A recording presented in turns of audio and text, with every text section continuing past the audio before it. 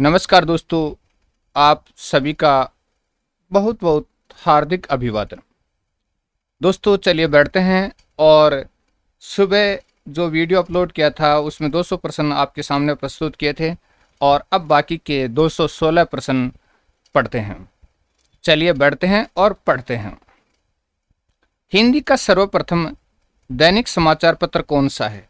सुधावर्षण हिंदी का प्रथम दैनिक समाचार पत्र था। नेक्स्ट है, हिंदी के सर्वप्रथम प्रकाशित पत्र का नाम क्या है? उदंत मार्तंड हिंदी का सबसे पहला प्रकाशित होने वाला समाचार पत्र था। अतीत के चलचित्र के रचयिता कौन हैं? महादेव वर्मा जी की रचना। अतीत के चलचित्र रचना है वो महादेव वर्मा जी की रचना है। अपभ्रंश का वाल्मीकि किससे कहा जाता है? अपभ्रंश का वाल्मीकि किसे कहा जाता है? स्वयंभू को अपभ्रंश का वाल्मीकि कहा जाता है। अपभ्रंश भाषा के प्रथम व्याकरणाचार्य कौन थे? हेमचंद्र थे अपभ्रंश के प्रथम व्याकरणाचार्य। हिंदी का आदि कवि किसे माना जाता है? स्वयंभू को हिंदी का आदि कवि माना जाता है। हिंदी का प्रथम उपन्यास कौन सा है? परीक्षा गुरु है और श्रीनिवास दास द्वारा लिखा गया है, लाला श्रीनिवास दास। हिंदी का प्रथम एकांकी कौन सा है? हिंदी का प्रथम एकांकी एक घूंट एकांकी है और इसके रचनाकार का नाम दोस्तों आपको कमेंट में करना है। हिंदी का प्रथम पत्र कौन सा है? उदंत मार्तंड हिंदी का प्रथम पत्र है। हिंदी की प्रथम पत्रिका कौन सी है? संवाद कौमुदी हिंदी की प्रथम पत्रिका मानी जाती है। चलिए, रीतिकाल का प्रमुख विषय व काव्य रूप क्या माना गया है? विषय क्या है और काव्य रूप क्या है? प्रमुख विषय श्रृंगार का वर्णन करना या चित्रण करना है और काव्य रूप है मुक्तक काव्य। ज्यादातर मुक्तक काव्य लिखा गया है रीतिकाल में। चलिए आगे बढ़ते हैं। कवि पद्माकर को कौन सी पदवी प्राप्त थी? कविराज शिरोमणि की पदवी प्राप्त थी कवि पद्माकर को। हिंदी का सर्वप्रथम लक्षण ग्रंथकार किसे माना गया है? आचार्य केशवदास को हिंदी का सर्वप्रथम लक्षण ग्रंथकार माना गया है। कबीर रचना के रचनाकार का नाम था ये आचार्य हजारी प्रसाद द्विवेदी की रचना है कबीर। नेक्स्ट है, कबीर वचनावली ग्रंथ के लेखक का नाम बताइए। अयोध्या सिंह उपाध्याय हरिओद की रचना है कबीर वचनावली। नेक्स्ट प्रश्न की तरफ बढ़ते हुए, हिंदी के किस समाचार पत्र में खड़ी बोली को मध्य देशीय भाषा कहा गया है? तो हिंदी के किस समाचार पत्र में खड़ी बोली को मध्य देशीय भाषा कहा गया है? बनारस अखबार में कहा गया था खड़ी बोली हिंदी को मध्य देशीय भाषा। अपभ्रंश में कृष्ण काव्य के प्रणेता कौन है? पुष्पदंत अपभ्रंश भाषा में कृष्ण काव्य के प्रणेता माने जाते हैं। अगला प्रश्न है, अबला जीवन हाय तुम्हारी यही कहानी आंचल में है दूध और आंखों में पानी। अबला जीवन हाय तुम्हारी यही कहानी आंचल में है दूध और आंखों में पानी। उपयुक्त पंक्तियां किस काव्य की हैं? यशोधरा काव्य की हैं और यह खंड काव्य है और मैथिली शरण गुप्त जी द्वारा विरचित है। अमीय हलाल मद भरे श्वेत श्याम रतनार जियत मरत झुकी झुकी परत जेहि चितवन एक बार। अमीय है हलाहल मद भरे श्वेत श्याम रतनार जियत मरत झुकी झुकी परत जेहि चितवन एक बार। प्रस्तुत पंक्ति के रचयिता कौन है? रसलेन की पंक्तियां हैं। चलिए, रामदासी संप्रदाय की स्थापना किसने की? रामदासी संप्रदाय की स्थापना गुरु रामदास जी ने की थी, रामदासी संप्रदाय की स्थापना। नेक्स्ट क्वेश्चन, केशवदास की विज्ञान गीता में किस शैली का प्रयोग हुआ? प्रतीक शैली का प्रयोग हुआ है विज्ञान गीता में। रीतिकाल में रीति परंपरा के अंतिम प्रसिद्ध कवि कौन माने जाते हैं? प्रसिद्ध कवि पद्माकर माने जाते हैं रीतिकाल में रीति परंपरा के अंतिम प्रसिद्ध कवि। भक्ति काल को सबसे पहले किसने हिंदी साहित्य का स्वर्ण युग कहा? जॉर्ज ग्रियर्सन ने भक्ति काल को सबसे पहले हिंदी साहित्य का स्वर्ण युग कहा था। चलिए आगे बढ़ते हैं। सूरदास ने कितने भ्रमर गीत की रचना की तथा सूरदास का प्रथम भ्रमर गीत किस में वर्णित है? तो सूरदास ने कितने भ्रमर गीत की रचना की तथा सूरदास का प्रथम भ्रमर गीत है, उसकी शैली कौन सी है, किस प्रकार की शैली है? तो सूरदास ने 3 भ्रमर गीतों की रचना की थी तथा उनका प्रथम भ्रमर गीत है वो दोहा व चौपाई में वर्णित है, दोहा चौपाई शैली में लिखा गया है। किसके भ्रमर गीत को श्रीमद् भागवत का अनुवाद कहा जा सकता है? सूरदास के भ्रमर गीत को कहा जा सकता है, क्योंकि सूरदास के भ्रमर गीत का जो आधार ग्रंथ है वो श्रीमद् भागवत है।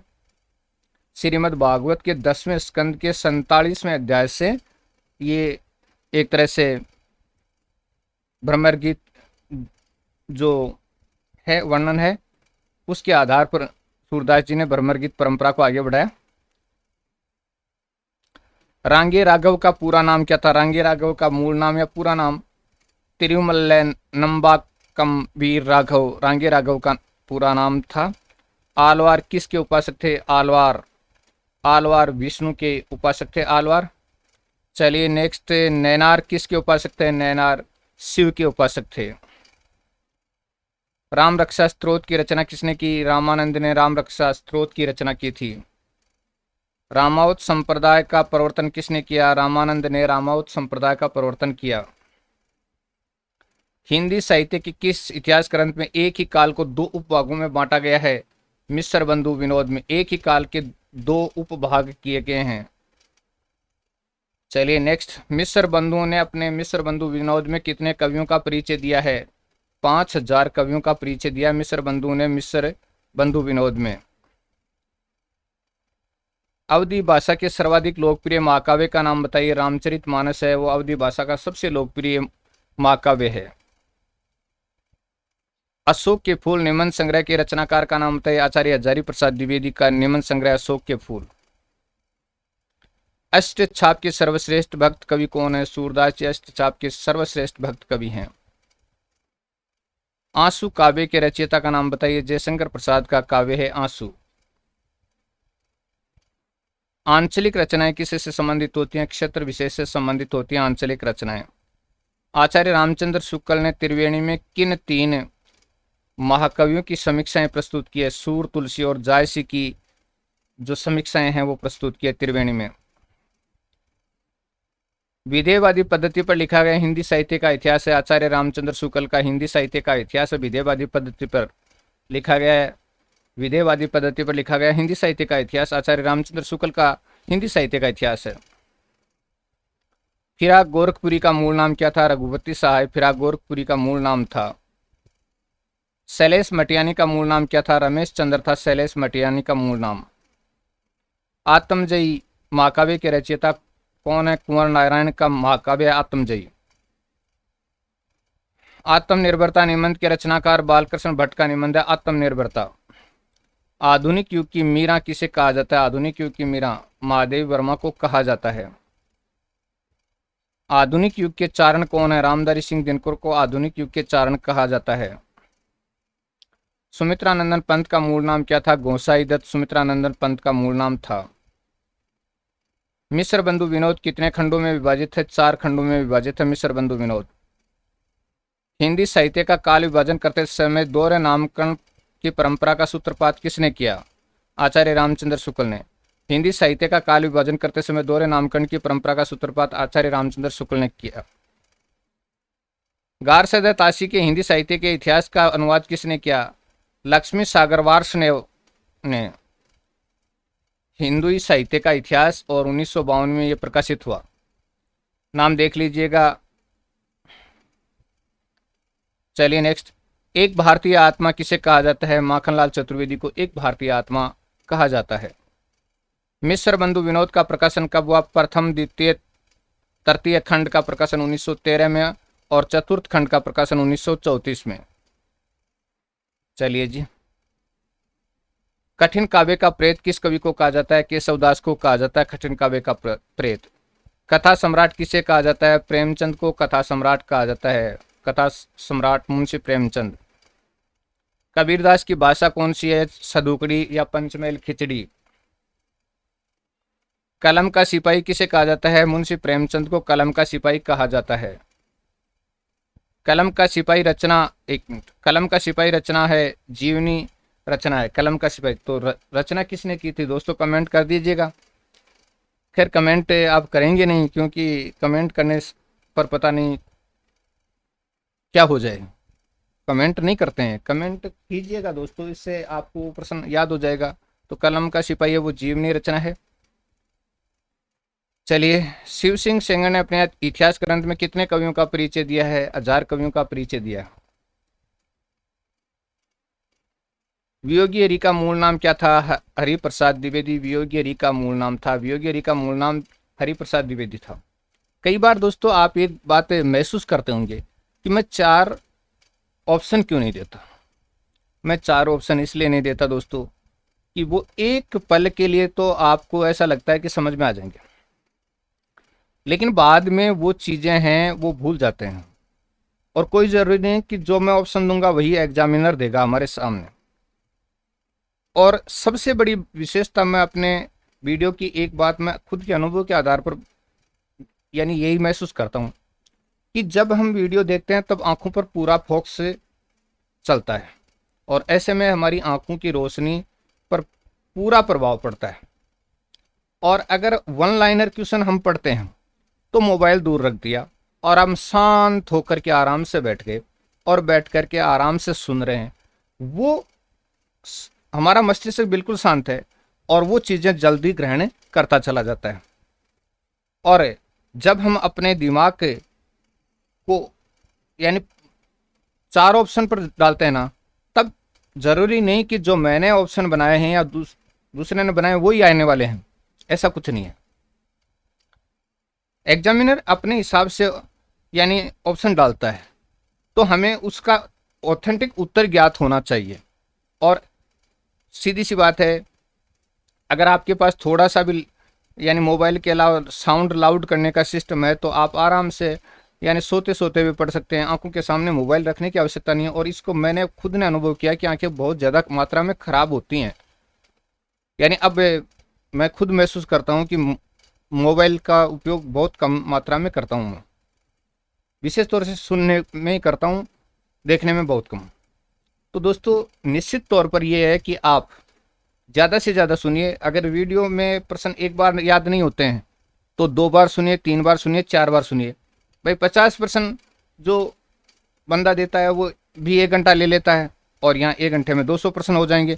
तो 4 बार सुनेंगे तब भी आपने ये 200 के 200 याद हो जाएंगे। चलिए, यही विशेषता है। और आज के वीडियो का एक टारगेट है कि आप कितने ज़्यादा डिसलाइक करते हैं। भाई लाइक की तो सभी कहते हैं, मैं कहता हूँ डिसलाइक कितने करते हैं। ज़्यादा से ज़्यादा डिसलाइक कीजिए और ज़्यादा से ज़्यादा अनसब्सक्राइब भी कर दीजिएगा, क्योंकि जब भी मैं वीडियो अपलोड करता हूँ एक दो सब्सक्राइब भाग जाता है। भाई पता नहीं क्या होता है, नोटिफिकेशन पहुँचते वो सोचता है मैंने किसको सब्सक्राइब कर लिया, तो वो छोड़कर चला जाता है। ऐसी स्थिति में आप देखते हैं कि कितने अनसब्सक्राइब करते हैं और कितने डिसलाइक करते हैं, ये जमकर कीजिएगा। दोस्तों मुंशी प्रेमचंद का मूल नाम क्या था? धनपत राय श्रीवास्तव था। मुंशी प्रेमचंद का मूल नाम धनपत राय श्रीवास्तव था, याद रखिएगा। चलिए आगे बढ़ते हैं, फटाफट प्रश्न पढ़ते हैं। शांति प्रिय द्विवेदी का मूल नाम मुन्नन द्विवेदी था। शांति प्रिय द्विवेदी का नाम। हिंदी साहित्य का वैज्ञानिक इतिहास नामक पुस्तक की रचना किसने की?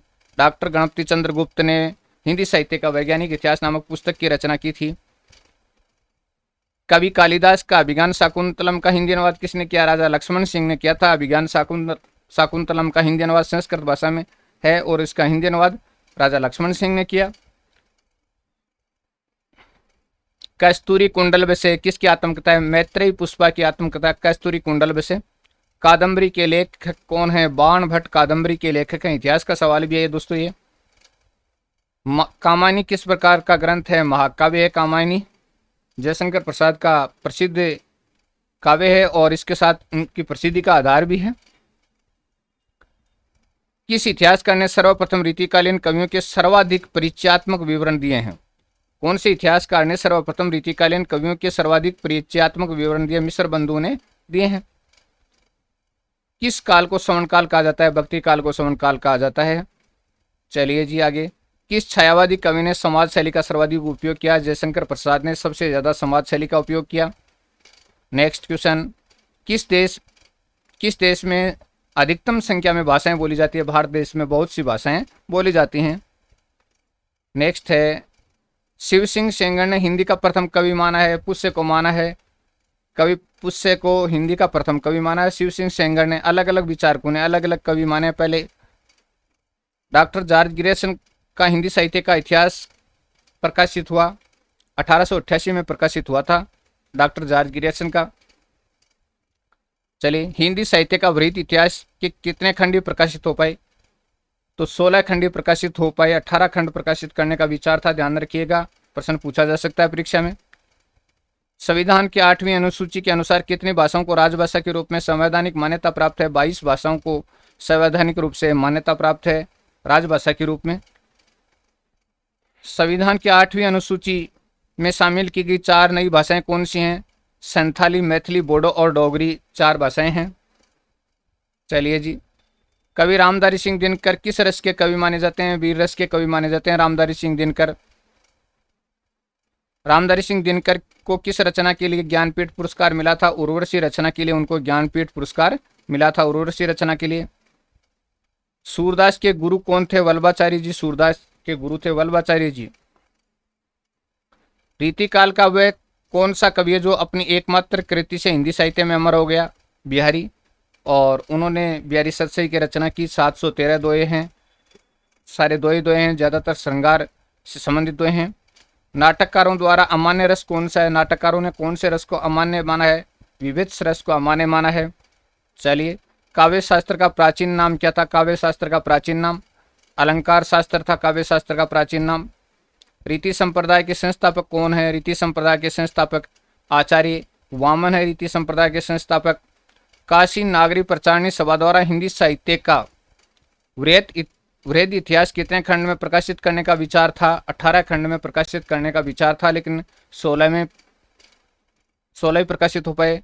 डॉक्टर नगेंद्र ने हिंदी साहित्य का वृहद इतिहास के किन किन खंडों का संपादन किया? कौन कौन से खंड थे जिनका संपादन किया? तो एक तो रीतिकाल, रीतिबद्ध खंड 6 का, रीतिबद्ध काव्य रीतिकाल का रीतिबद्ध है खंड 6 उसका। और एक आंतर भारतीय हिंदी साहित्य खंड 15 का संपादन किया। आंतर भारतीय हिंदी साहित्य खंड 15 का ध्यान रखिएगा। चलिए जी, डॉक्टर भगीरथ मिश्र ने हिंदी साहित्य का वृहद इतिहास के किस खंड का संपादन किया? रीतिकाल और रीतिमुक्त का। रीतिमुक्त का खंड 7 का। देखिए, रीतिकाल में भी रीतिमुक्त और रीतिबद्ध अलग अलग संपादन किया है, ध्यान रखिएगा।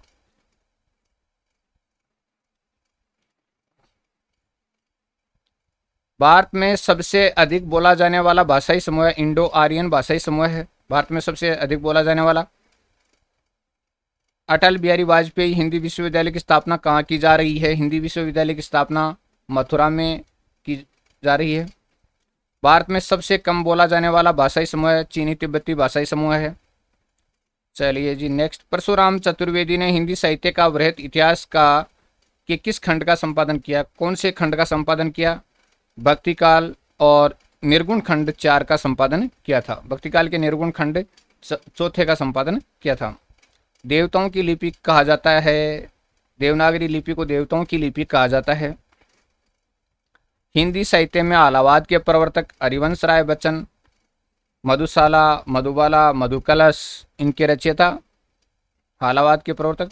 भारत का शेक्सपियर किसे कहा जाता है? कालिदास को कहा जाता है भारत का शेक्सपियर।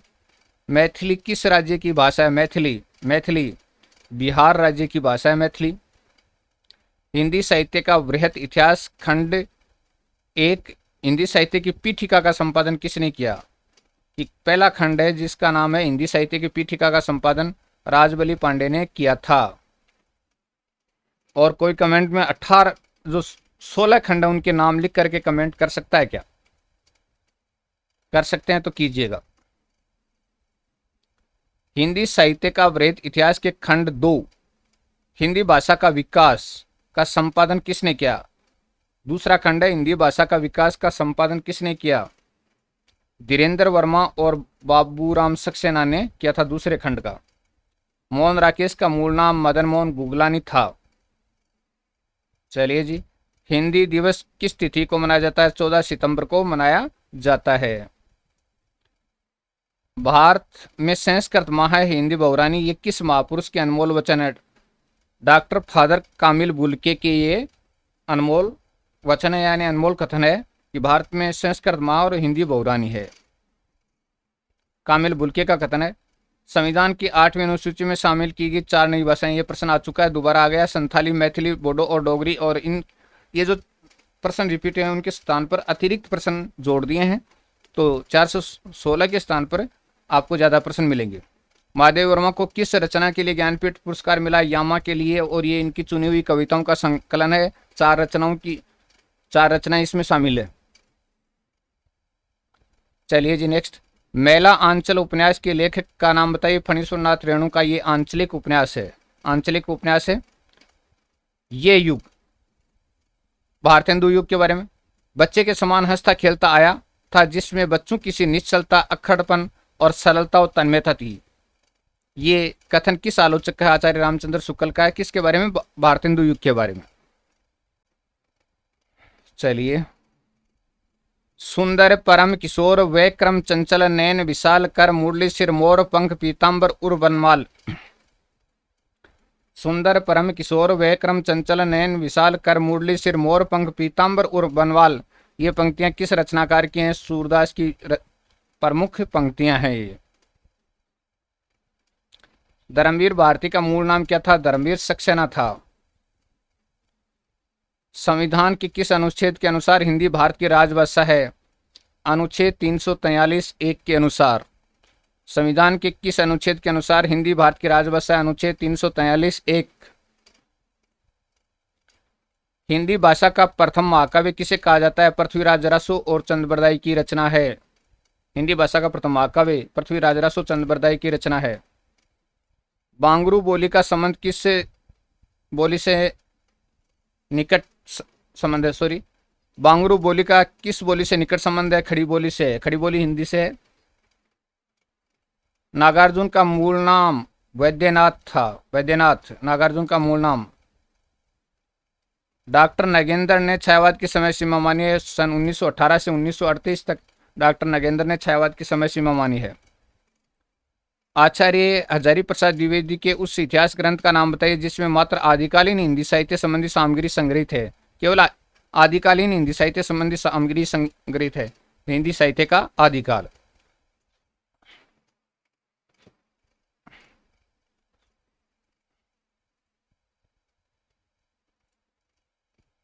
भक्तमाल भक्ति काल के कवियों की प्राथमिक जानकारी देता है। इसके रचयिता थे नाभादास। तो भक्तमाल है वह भक्ति काल के कवियों की प्राथमिक जानकारी देता है। इसके रचयिता कौन थे? नाभादास थे। देवनागरी लिपि का विकास किस लिपि से हुआ? ब्राह्मी लिपि से हुआ था देवनागरी लिपि का विकास। भारतेंदु कृत भारत दुर्दशा किस साहित्य रूप का हिस्सा है? नाट्य साहित्य का हिस्सा है। नाटक साहित्य का हिस्सा है। चलिए जी आगे बढ़ते हैं। राहुल सांकृत्य ने आदिकाल का क्या नाम दिया? सिद्ध सामंत काल। प्रेम लक्षणा भक्ति को किस भक्ति शाखा ने अपनी साधना का मुख्य आधार बनाया? प्रेम लक्षणा भक्ति को किस भक्ति शाखा ने अपनी साधना का मुख्य आधार बनाया? कृष्ण भक्ति शाखा ने। हरिश्चंद्री हिंदी शब्द का प्रयोग किस इतिहासकार ने अपने इतिहास ग्रंथ में किया? आचार्य रामचंद्र शुक्ल ने। हरिश्चंद्री हिंदी शब्द का प्रयोग किस इतिहासकार ने अपने इतिहास ग्रंथ में किया? रामचंद्र शुक्ल ने। आचार्य रामचंद्र शुक्ल के अनुसार इनमें एक ऐसा कवि है जिनका वियोग वर्णन वियोग वर्णन के लिए ही है, परिस्थिति के अनुरोध से नहीं। देखिएगा कथन देखिएगा कि आचार्य रामचंद्र शुक्ल के अनुसार इनमें एक ऐसा कवि है जिसका वियोग वर्णन के लिए ही है, परिस्थिति के अनुरोध से नहीं। कबीर। निशा निमंत्रण रचना के रचनाकार हरिवंश राय बच्चन की रचना निशा निमंत्रण। हिंदी साहित्य का अतीत भाग 1 के लेखक का नाम बताइए। डॉक्टर विश्वनाथ की रचना हिंदी साहित्य का अतीत भाग 1। डॉक्टर रामकुमार वर्मा ने संधि काल की समय सीमा मानी है विक्रम संवत 785 तक। तो संधि काल की समय सीमा विक्रम संवत 750 से 1000 तक मानी है। आचार्य महावीर प्रसाद द्विवेदी ने आदिकाल का क्या नाम दिया? बीज वपन काल नाम दिया था। गोस्वामी तुलसीदास की किस कृति में ब्रह्मगीत का निर्वाह हुआ है? बहुत ही मोस्ट क्वेश्चन है। कृष्ण गीतावली में। गोस्वामी तुलसीदास की किस कृति में ब्रह्मगीत का निर्वाह हुआ? तुलसीदास की कृति कृष्ण गीतावली में। राधा कृष्ण तथा गोपियों को किस रूप में जनसेवक के रूप में प्रस्तुत किया गया है? राधा कृष्ण तथा गोपियों को किस में जनसेवक के रूप में प्रस्तुत किया गया? आधुनिक काल के भ्रमर गीतों में। और साथ ही साथ प्रिय प्रवास में भी राधा को जनसेविका के रूप में दिखाया गया है। आधुनिक युग के भ्रमर गीत परंपरा में कौन अग्रणी हैं? श्री भारतेंदु हरिश्चंद्र। भ्रमर गीत परंपरा में कौन अग्रणी है? भारतेंदु हरिश्चंद्र। प्रमुख निर्गुण संत महिलाएं कौन कौन थी? दयाबाई, सैजोबाई और बावरी साहिबा। दयाबाई, सैजोबाई और बावरी साहिबा प्रमुख निर्गुण संत महिलाएं थी। प्रियवंदा का मूल नाम उषा सक्सेना। उषा प्रियवंदा का मूल नाम उषा सक्सेना। चलिए, त्रिलोचन शास्त्री का मूल नाम वासुदेव सिंह था। त्रिलोचन शास्त्री का मूल नाम। अमरकांत का मूल नाम श्री राम वर्मा था। अमरकांत का मूल नाम श्री राम वर्मा। भूषण किस रस के कवि हैं? वीर रस के कवि हैं। कमलेश्वर का मूल नाम क्या था? कैलाश सक्सेना था कमलेश्वर का मूल नाम। याद रखना दोस्तों, कमलेश्वर का मूल नाम कैलाश सक्सेना। निर्गुण भक्ति काव्य का प्रमुख कवि हैं कबीरदास। प्रमुख कवि कबीरदास जी हैं निर्गुण भक्ति काव्य के। अब अपभ्रंश भाषा के प्रथम व्याकरणाचार्य प्रश्न आ चुका है पहले, हेमचंद्र। चलिए जी, झरना काव्य संग्रह के रचयिता है जयशंकर प्रसाद का काव्य संग्रह, और ये छायावाद का इससे से काफी संबंध है। छायावाद का पहला काव्य संग्रह भी माना जाता है इसको। संत कबीर रचना के रचनाकार डॉक्टर राम कुमार वर्मा की रचना है संत कबीर। बेधड़क बनारसी का मूल नाम क्या था? काशीनाथ उपाध्याय था बेधड़क बनारसी का मूल नाम। बूंदी नरेश महाराज भाव सिंह का आश्रित कवि निम्नलिखित में से कौन सा था? मतीराम। बूंदी नरेश भाव सिंह के आश्रित कवि थे मतीराम। बेडब बनारसी का मूल नाम कृष्ण प्रसाद गौड़। बेडब बनारसी का। चलिए, राम की शक्ति पूजा में निराला की इन दो कविताओं का सार तत्व समाहित है। राम की शक्ति पूजा में निराला की इन दो कविताओं का सार तत्व समाहित है। जागो फिर एक बार और तुलसीदास भी लंबी कविता भी के रूप में एक प्रबंध काव्य है। बंग महिला का मूल नाम क्या था? राजेंद्र बाला घोष। सुहाग के नूपुर के रचयिता का नाम बताइए? अमृतलाल नागर का उपन्यास है। कबीर ग्रंथावली रचना के रचनाकार का नाम बताइए? श्याम सुंदर दास की रचना है कबीर ग्रंथावली। भ्रमरगीत परंपरा के विकास को पूर्ण समृद्धि कौन प्रदान करता है? पूर्ण समृद्धि जगन्नाथ दास रत्नाकर की कृति उद्धव शतक द्वारा भ्रमरगीत परंपरा को समृद्धि प्राप्त हुई। देखिएगा, भ्रमरगीत परंपरा के विकास को पूर्ण समृद्धि कौन प्रदान करता है? जगन्नाथ दास रत्नाकर की रचना है उद्धव शतक द्वारा भ्रमरगीत परंपरा को समृद्धि प्राप्त हुई। सत्यनारायण कविरत्न की कृति भ्रमरदूत में कौन सी अभिव्यंजना व्यक्त हुई है? भ्रमरदूत। भ्रमरदूत में व्यक्तिगत प्रेम के स्थान पर देश प्रेम की, गोपी के वीर के स्थान पर यशोदा रूपी भारत माता के दुख की व्यंजना हुई है। बहुत ही शानदार प्रश्न है। भ्रमरदूत में कौन सी अभिव्यंजना व्यक्त की है? भ्रमरदूत में व्यक्तिगत प्रेम के स्थान पर देश प्रेम की, गोपी वीर के स्थान पर यशोदा रूपी भारत माता के दुख की व्यंजना हुई है, और विवशता व्याकुलता की सजीव अभिव्यंजना व्यक्त की गई है भ्रमरदूत में। अष्ट छाप में वरिष्ठ और कनिष्ठ कवि कौन है? वरिष्ठ कवि है कुंभनदास और कनिष्ठ कवि है नंददास अष्ट छाप में। सूरदास के अलावा अष्ट छाप के दूसरे प्रसिद्ध संगीतज्ञ कवि कौन से हैं? संगीतज्ञ कवि, प्रसिद्ध संगीतज्ञ कवि गोविंद स्वामी थे। अष्ट छाप के कवि में मंदिर के प्रबंधन का कार्य किसे दिया गया? सर्वाधिक कुशाग्र बुद्धि होने के कारण मंदिर का कार्य कृष्णदास को दिया गया था। कुशाग्र बुद्धि होने के कारण से। विद्यापति ने कीर्ति लता को किसके संवाद के रूप में लिखा? भृंग भृंगी के संवाद के रूप में लिखा है विद्यापति ने। कथा सरित सागर के रचयिता का नाम बताइए? सोमदत्त की रचना है कथा सरित सागर, सोमदत्त की रचना है। नेक्स्ट क्वेश्चन, प्राकृत प्रकाश के रचनाकार का नाम बताइए? वररुचि की रचना है, वररुचि की रचना प्राकृत प्रकाश। शिवा बावनी के रचनाकार का नाम? भूषण कवि की रचना है, वीररस के कवि भूषण की रचना है शिवा बावनी। रामधारी सिंह दिनकर को भारतीय ज्ञानपीठ पुरस्कार प्राप्त हुआ, उर्वशी पर प्रश्न पहले भी आ चुका है। गागर में सागर बढ़ने का कार्य किस कवि ने किया था? बिहारी लाल ने किया था। देसी नाममाला रचना के रचनाकार का नाम बताइए। हेमचंद्र की रचना है देसी नाममाला। काका हाथरसी का मूल नाम क्या था? प्रभुलाल गर्ग था काका हाथरसी का मूल नाम।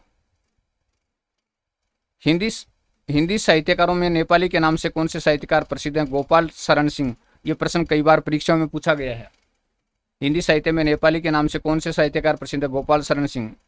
लाला भगवान दीन का मूल नाम क्या था? लाला भगवान दीन का मूल नाम भगवान दीन वर्मा था।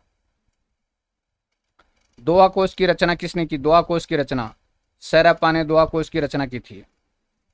चिंतामणि के रचयिता का नाम बताइए। आचार्य रामचंद्र शुक्ल। और दोस्तों कमेंट कीजिए चिंतामणि के कितने भाग हैं। सूर सारावली को किसका सार माना जाता है? सूर सागर का सार माना जाता है। सूर सारावली को सूर सागर का सार माना जाता है।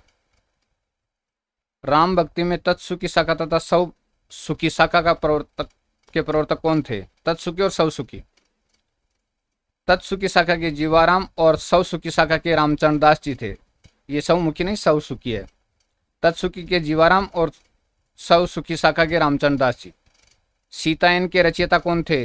रामप्रिया शरणदास। सीतायन के रचयिता रामप्रिया शरणदास थे। गाथा गाह कहने से किस लोक प्रचलित काव्य भाषा का बोध होता है? प्राकृत का बोध होता है गाह या गाथा कहने से। प्रबंध कोश के रचयिता का नाम बताइए। राजशेखर की रचना है प्रबंध कोश। चलिए जी नेक्स्ट। प्रगतिवाद उपयोगितावाद का दूसरा नाम है। ये कथन किसका है? आचार्य नंद दुलारी वाजपेयी का कथन है।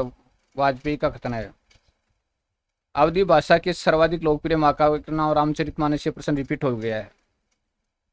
हिंदी कविता को छंदों की परिधि से मुक्त कराने वाले कवि थे? सूर्यकांत त्रिपाठी निराला थे। चलिए जी। रामधारी सिंह दिनकर किस रस के कवि माने जाते हैं? वीर रस के कवि माने जाते हैं रामधारी सिंह दिनकर। संस्कृति के 4 अध्याय किसकी रचना है? रामधारी सिंह दिनकर की रचना है संस्कृति के 4 अध्याय। भारत भारती काव्य संग्रह के रचनाकार कौन है? मैथिलीशरण गुप्त जी हैं और इनकी प्रसिद्धि का आधार भी भारत भारती है। डोलारा दुआ की रचयिता का नाम बताइए। कुशललाभ की रचना डोलारा दुआ और डोलामारूरा दुआ अलग है। डोलारा दुआ कुशललाभ की रचना है। सबसे पहले 12 मासा का वर्णन किस रचना में मिलता है? बिसल देव रासों में 12 मासा का वर्णन मिलता है। 12 मासा का चित्रण। केशव दास के रामचंद्रिका के कथानक का आधार क्या है? वाल्मीकि रामायण है। चलिए नेक्स्ट। कृष्ण भक्ति को शास्त्रीय आधार प्रदान करने का प्रयत्न किसने किया? जीव गोस्वामी ने किया था। कृष्ण भक्ति को शास्त्रीय आधार प्रदान करने का प्रयत्न जीव गोस्वामी ने। आचार्य रामचंद्र शुक्ल ने सूरदास को किन की परंपरा से जोड़ा है? जयदेव चंडीदास और विद्यापति की परंपरा से जोड़ा है। आचार्य रामचंद्र शुक्ल ने सूरदास को किन की परंपरा से जोड़ा है? जयदेव चंडीदास और विद्यापति की परंपरा से। डॉक्टर रामकुमार वर्मा ने चारण काल की समय सीमा मानी है। विक्रम संवत 1000 से 1375 तक चारण काल की संधि चारण काल नाम दिया था। तो चारण काल की समय सीमा इन्होंने मानी 1000 से 1375। आदिकाल का नाम वीर काल किसने दिया? काफी मोस्ट क्वेश्चन विश्वनाथ प्रसाद मिश्र ने दिया था। चलिए। डॉक्टर रामकुमार वर्मा ने हिंदी साहित्य का आरंभिक समय सीमा माना है 693 माना है। याद रखिए प्रश्न पूछा जा सकता है ये। डॉक्टर जॉर्ज ग्रेस ने आदिकाल का क्या नाम दिया? चारण काल। सिर्फ चारण काल नाम दिया था डॉक्टर जॉर्ज ग्रेस ने। और डॉक्टर रामकुमार वर्मा ने संधि चारण काल नाम दिया। याद रखिएगा। राहुल सांकरत्यान ने हिंदी साहित्य के आरंभिक समय सीमा मानी है 769 ईस्वी से। Next question. आधुनिक काल का दूसरा नाम क्या है? गद्य काल। आचार्य रामचंद्र शुक्ल ने हिंदी साहित्य के इतिहास की शुरुआत मानी है 993 ईस्वी से। ईस्वी से याद रखिएगा। विक्रम संवत दूसरी चीज है। ईस्वी से यहां पर प्रश्न में ईस्वी है। गणपति चंद्र गुप्त ने हिंदी साहित्य का आरंभिक समय सीमा मानी है 1184 ईस्वी मानी है। 1184 ईस्वी मानी है आरंभिक समय सीमा। सखी किसका कहानी संग्रह? सूर्यकांत त्रिपाठी निराला का कहानी संग्रह है। चलिए। यहां पर आपको मैं ध्यान आकर्षित करना चाहूंगा। देशभक्ति किसकी कहानी है? उपेंद्रनाथ असक्की। और आप कहोगे कि पांडे बेचन शर्मा उगर की है। भैया देशभक्त नाम की दो कहानियां हैं, एक कहानी है उपेंद्रनाथ असक्की और दूसरी जो आपने पढ़ी है पांडे बेचन शर्मा उगर की कहानी आपने पढ़ी है। कहीं आपके प्रश्न में ये पूछ लिया जाए कि देशभक्त कहानी किसकी है और उपेंद्रनाथ असक वहां पर दे दिया जाए और पांडे बेचन शर्मा उगर का नाम ही नहीं दिया जाए, तब यहाँ ये चीज आपको देखनी है, कहानी दो हैं और लेखक भी दो हैं, लेकिन दोनों का नाम क्या है? एक है। देशभक्त उपेंद्रनाथ असक की कहानी का भी नाम है और देशभक्त पांडे बेचन शर्मा उगर की कहानी का भी नाम है, याद रखिएगा। उत्तराधिकारी किसका कहानी संग्रह? उत्तराधिकारी यशपाल का कहानी संग्रह जिसका नाम है उत्तराधिकारी। तुमने क्यों कहा कि मैं सुंदर हूं, किसका कहानी संग्रह है? यशपाल का कहानी संग्रह।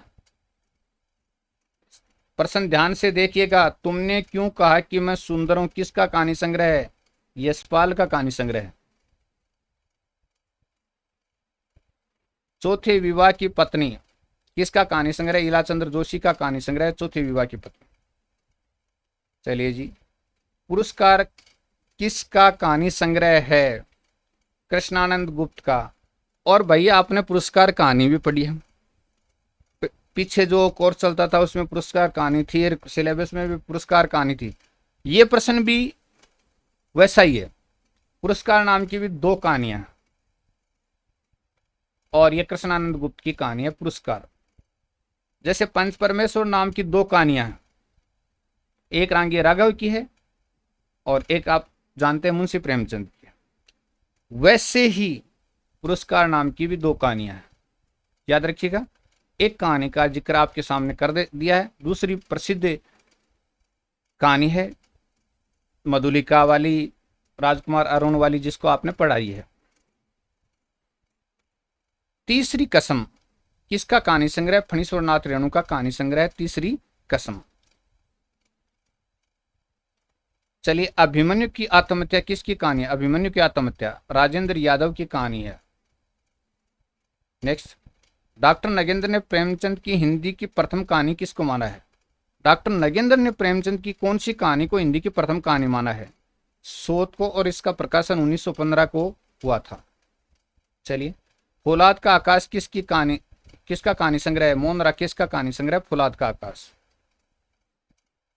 एक और जिंदगी किसका कहानी संग्रह है? मोहन राकेश का। मोहन राकेश इस बार सिलेबस में, इसलिए मैं ये प्रश्न आपके सामने रख रहा हूं। तीन निगाहों की एक तस्वीर कहानी संग्रह के कहानीकार का नाम बताइए। मनु भंडारी, 1968 में प्रकाशित ये कहानी, आधा न हो रहेगा इसमें, और ये भी इस साल मोस्ट है क्योंकि कोर्स में आपके है मनु भंडारी। तो चलिए नेक्स्ट, रास्ता इधर से भी है किस कहानीकार की कहानी है? रघुवीर साय का कहानी संग्रह है। रास्ता इधर से भी एक रघुवीर साय का कहानी संग्रह। भटकती राख किस कहानीकार का कहानी संग्रह? भीष्म साहनी का कहानी संग्रह भटकती राख। चलिए, उजाले के उल्लू किस कहानीकार का कहानी संग्रह? महीप सिंह का कहानी संग्रह, याद रखिएगा उजाले के उल्लू। नेक्स्ट है, एक और अश्वत्थामा किस कहानीकार का कहानी संग्रह? कृष्णा अग्निहोत्री का कहानी संग्रह एक और अश्वत्थामा। कबीर चरित्र बोध में कबीर के किस काल का उल्लेख मिलता है? आविर्भाव काल का, 1455 विक्रम संवत। कबीर के किस काल का उल्लेख मिलता है? आविर्भाव काल का उल्लेख मिलता है। संत मत का प्रारंभ किससे माना जाता है? नामदेव से, और 1267 ईस्वी से।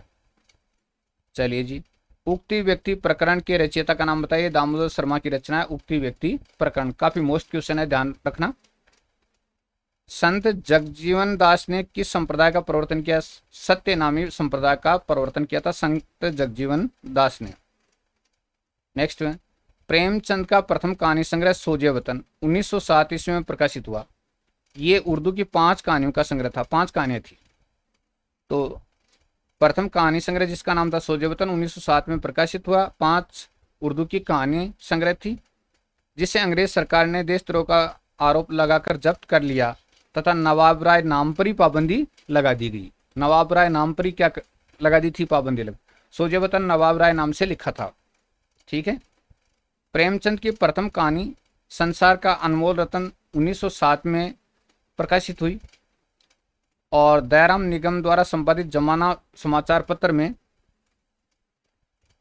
प्रकाशित हुई, उर्दू में लिखी गई थी। देखिएगा, संसार का अनमोल रत्न 1907 में दयाराम निगम संपादित करते थे, जमाना समाचार पत्र में प्रकाशित हुई, उर्दू में लिखी गई थी। और नवाब राय पर पाबंदी लगने के बाद इनके परम मित्र दयाराम निगम ने इन्हें प्रेमचंद के नाम से लिखने के लिए प्रेरित किया।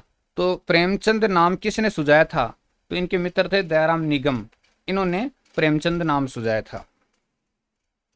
प्रेमचंद के नाम से इनकी पहली कहानी बड़े घर की बेटी और 1910 में प्रकाशित हुई थी। 1910 में बड़े घर की बेटी कहानी प्रकाशित हुई, पहली कहानी थी बड़े घर की बेटी। ठीक है। सन 1916 में हिंदी की कहानी पंच परमेश्वर प्रकाशित हुई और पंच परमेश्वर कहानी है ना 1916 में प्रकाशित हुई थी। तो पंच परमेश्वर कहानी है 1916 में प्रकाशित हुई। और देखिएगा, बड़े घर की बेटी है, उसका प्रकाशन वर्ष कौन सा है? 1910 है। प्रेमचंद के नाम से पहली कहानी है। ठीक है। और हिंदी की कहानी पंच परमेश्वर 1916 में प्रकाशित हुई थी। बैती गंगा उपन्यास का प्रकाशन 1952 में, काफी मोस्ट उपन्यास है, इसीलिए ये प्रश्न आपके सामने रखा गया। बैती गंगा उपन्यास में किसका चित्रण किया गया है? तो काशी के 200 वर्षों के अविच्छिन्न जीवन प्रवाह की विभिन्न झांकियों का चित्रण किया गया है। इसमें काशी का 200 वर्षों का अविच्छिन्न जीवन प्रवाह, उसकी झांकियां इसमें दिखाई गई हैं। वर्ण रत्नाकर के रचनाकार का नाम बताइए। वर्ण रत्नाकर ज्योतिरीश्वर ठाकुर की रचना वर्ण रत्नाकर। खंजन नयन अमृतलाल नागर का किस प्रकार का उपन्यास है? तो जीवनी परक उपन्यास है और सूरदास जी के जीवन पर आधारित है। याद रखिएगा, कई बार परीक्षाओं में पूछा गया प्रश्न है। 252 वैष्णव की वार्ता के लेखक का नाम बताइए। 252 वैष्णव की वार्ता के लेखक श्री गोकुलनाथ की रचना है 252 वैष्णव की वार्ता। रुद्र संप्रदाय के प्रवर्तक कौन थे? विष्णु स्वामी रुद्र संप्रदाय के प्रवर्तक थे विष्णु स्वामी। नेक्स्ट प्रश्न अपना है, सनकादिक संप्रदाय के प्रवर्तक कौन हैं? निम्बार्काचार्य जी ने सनकादिक संप्रदाय का प्रवर्तन किया। भाषा योग वासिष्ठ की रचना किसने की? राम प्रसाद निरंजनी ने खड़ी बोली हिंदी का प्रथम परिमार्जित ग्रंथ माना जाता है।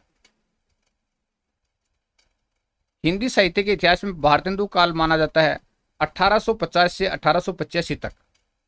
1850 से 1885 तक लगभग 35 साल का समय है, वो भारतेंदु काल के नाम से जाना जाता है।